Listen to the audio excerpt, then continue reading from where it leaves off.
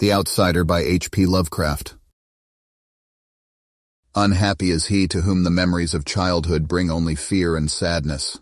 Wretched is he who looks back upon lone hours in vast and dismal chambers with brown hangings and maddening rows of antique books, or upon odd watches in twilight groves of grotesque, gigantic, and vine-encumbered trees that silently wave twisted branches far aloft.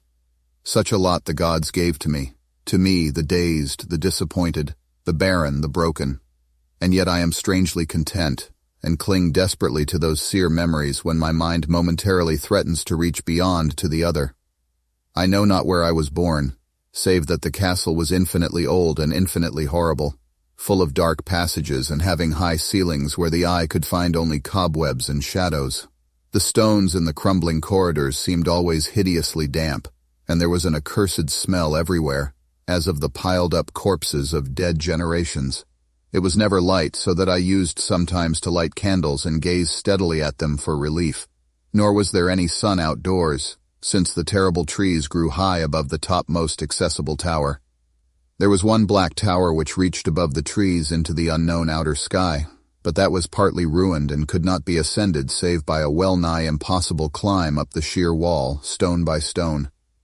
I must have lived years in this place, but I cannot measure the time.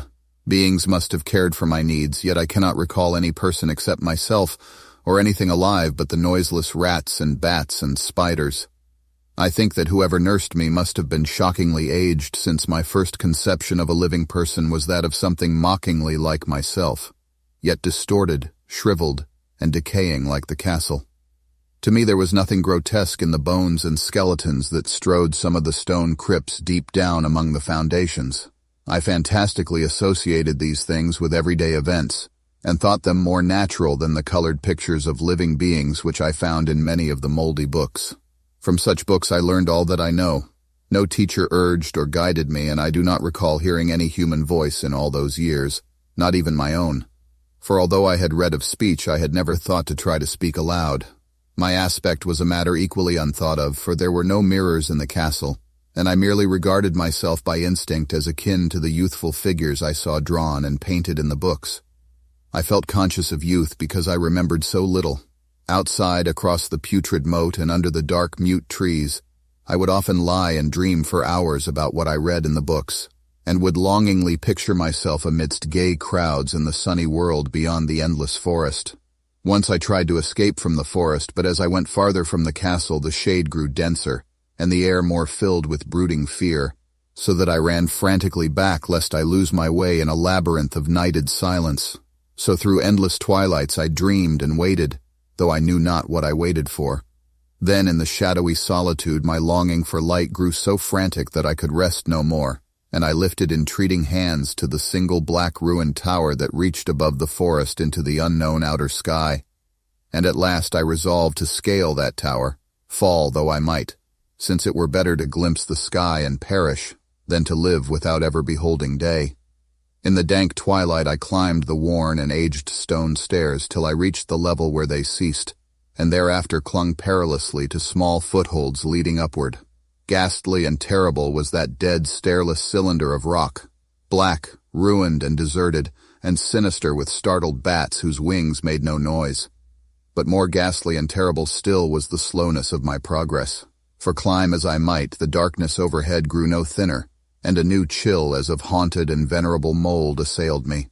I shivered as I wondered why I did not reach the light, and would have looked down had I dared. I fancied that night had come suddenly upon me and vainly groped with one free hand for a window embrasure, that I might peer out and above and try to judge the height I had attained. All at once, after an infinity of awesome, sightless crawling up that concave and desperate precipice, I felt my head touch a solid thing, and I knew I must have gained the roof, or at least some kind of floor. In the darkness I raised my free hand and tested the barrier, finding it stone and immovable. Then came a deadly circuit of the tower, clinging to whatever holds the slimy wall could give, till finally my testing hand found the barrier yielding, and I turned upward again, pushing the slab or door with my head as I used both hands in my fearful ascent. There was no light revealed above, and as my hands went higher I knew that my climb was for the nonce ended. since the slab was the trapdoor of an aperture leading to a level stone surface of greater circumference than the lower tower, no doubt the floor of some lofty and capacious observation chamber. I crawled through carefully and tried to prevent the heavy slab from falling back into place, but failed in the latter attempt.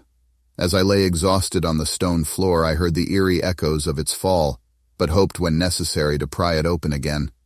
Believing I was now at a prodigious height, far above the accursed branches of the wood, I dragged myself up from the floor and fumbled about for windows, that I might look for the first time upon the sky, and the moon and stars of which I had read.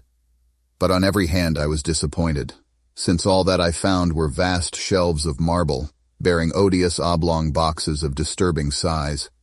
More and more I reflected, and wondered what hoary secrets might abide in this high apartment so many eons cut off from the castle below.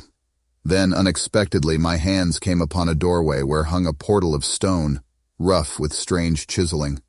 Trying it, I found it locked, but with a supreme burst of strength I overcame all obstacles and dragged it open inward.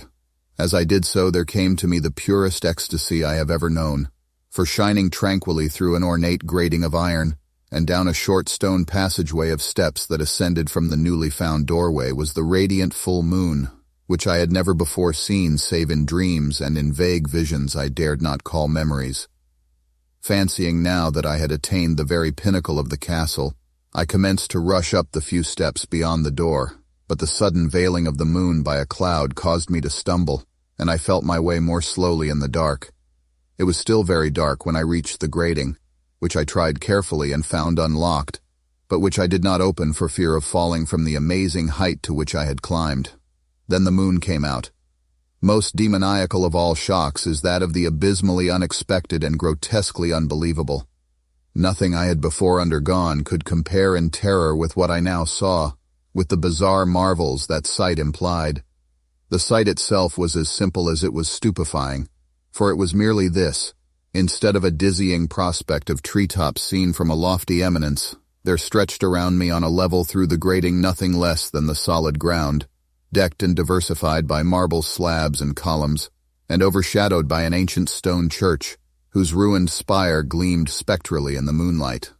Half unconscious, I opened the grating and staggered out upon the white gravel path that stretched away in two directions. My mind, stunned and chaotic as it was, still held the frantic craving for light, and not even the fantastic wonder which had happened could stay my course. I neither knew nor cared whether my experience was insanity, dreaming, or magic, but was determined to gaze on brilliance and gaiety at any cost. I knew not who I was, or what my surroundings might be, though as I continued to stumble along I became conscious of a kind of fearsome latent memory that made my progress not wholly fortuitous. I passed under an arch out of that region of slabs and columns and wandered through the open country, sometimes following the visible road, but sometimes leaving it curiously to tread across meadows where only occasional ruins bespoke the ancient presence of a forgotten road. Once I swam across a swift river where crumbling mossy masonry told of a bridge long vanished. Over 2 hours must have passed before I reached what seemed to be my goal, a venerable ivied castle in a thickly wooded park, maddeningly familiar yet full of perplexing strangeness to me.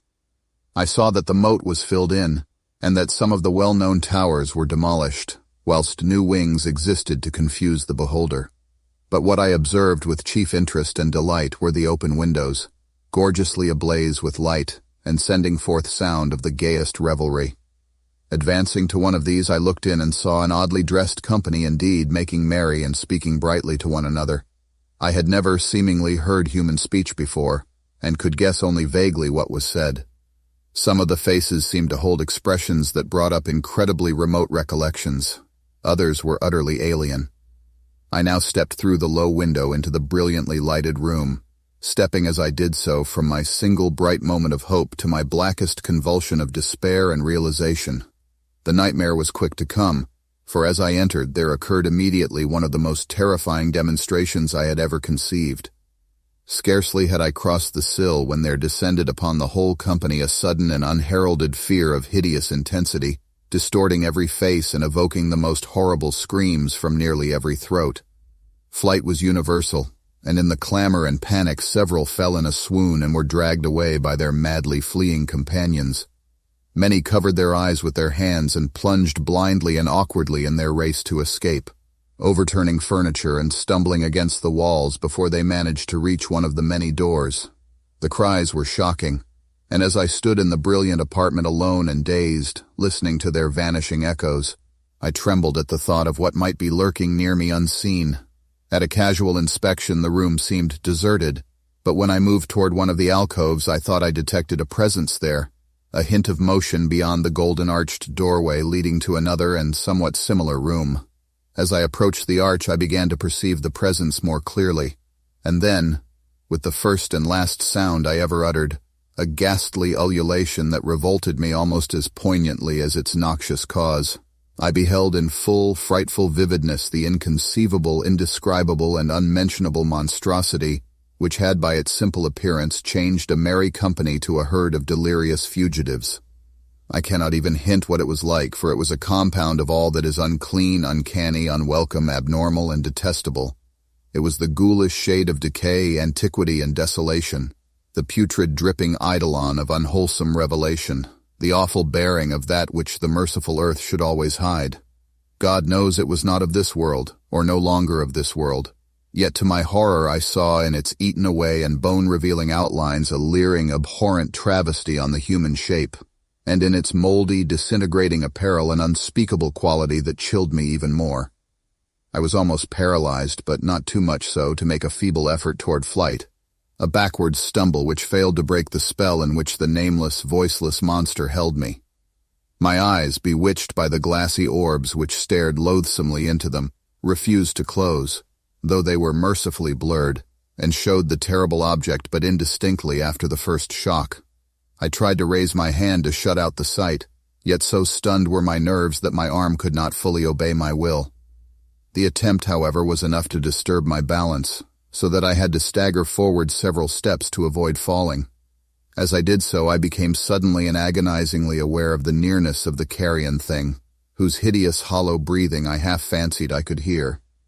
Nearly mad, I found myself yet able to throw out a hand to ward off the fetid apparition which pressed so close, when in one cataclysmic second of cosmic nightmarishness and hellish accident, my fingers touched the rotting, outstretched paw of the monster beneath the golden arch. I did not shriek, but all the fiendish ghouls that ride the night wind shrieked for me as in that same second there crashed down upon my mind a single and fleeting avalanche of soul-annihilating memory.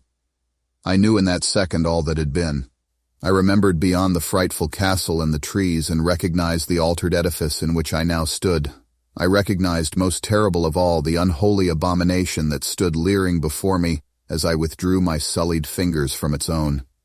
But in the cosmos there is balm as well as bitterness, and that balm is nepenthe. In the supreme horror of that second I forgot what had horrified me, and the burst of black memory vanished in a chaos of echoing images. In a dream I fled from that haunted and accursed pile and ran swiftly and silently in the moonlight. When I returned to the churchyard place of marble and went down the steps, I found the stone trap-door immovable. But I was not sorry, for I had hated the antique castle and the trees. Now I ride with the mocking and friendly ghouls on the night wind, and play by day amongst the catacombs of Nephren-Ka in the sealed and unknown valley of Hadith by the Nile. I know that light is not for me, save that of the moon over the rock tombs of Neb, nor any gaiety save the unnamed feasts of Nitocris beneath the Great Pyramid. Yet in my new wildness and freedom I almost welcome the bitterness of alienage. For although Nepenthe has calmed me, I know always that I am an outsider, a stranger in this century and among those who are still men. This I have known ever since I stretched out my fingers to the abomination within that great gilded frame, stretched out my fingers and touched a cold and unyielding surface of polished glass.